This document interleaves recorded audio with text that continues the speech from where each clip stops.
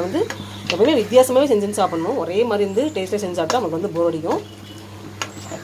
இப்போ பார்த்தா ஒரே மாதிரி செய்கிற மாதிரி நினைப்போம். அதனால் இந்த மாதிரி செஞ்சாரும்போது எல்லாருமே வந்து விரும்பி சாப்பிடுவாங்க. நமக்கு வந்து கொத்தமல்லாம் சேரும்போது சத்தும் கூட நமக்கு.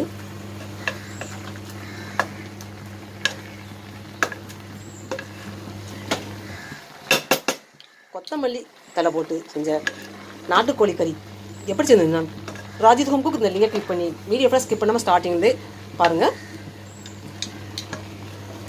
கொத்தமல்லி இலையை அரைச்சி போட்ட நாட்டுக்கோழி கறி எப்படி செஞ்சு வச்சுக்கலாம்.